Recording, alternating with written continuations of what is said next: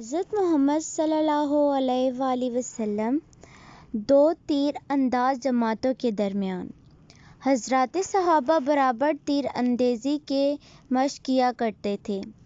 ایک دفعہ کا واقعہ ہے کہ حضرت سلمہ بن لوقاف کی حدیث سے روایت ہے کہ ایک بار نبی کریم صلی اللہ علیہ وآلہ وسلم قبیلہ اسلم کے لوگوں کے پاس سے گزرے جو آپس میں تیر اندازی کی مشق میں بازار میں کر رہے تھے۔ نبی کریم صلی اللہ علیہ وآلہ وسلم نے فرمایا، تیرا تیر انداز کرو اے نبی اسماعیل، اے بنی اسرائیل، کیونکہ تمہارے باپ حضرت اسماعیل علیہ السلام نے بھی تیر انداز تھے اور میں فلاں جماعت کے ساتھ ہوں، اور یہ آپ دو جماعتوں میں سے ایک سے فرمایا۔ اس پر دوسری جماعت نے آپ سے ہاتھ روک لیا کہ دوسری طرف حضور ہیں، اس جماعت پر حملہ کیا اور حضور پر حملہ کیا۔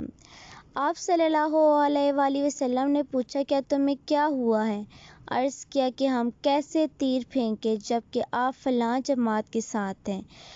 آپ پر تو آپ صلی اللہ علیہ وآلہ وسلم نے فرمایا کہ اچھا تم تیر اندازی کرو، میں دونوں جماعتوں کے ساتھ ہوں۔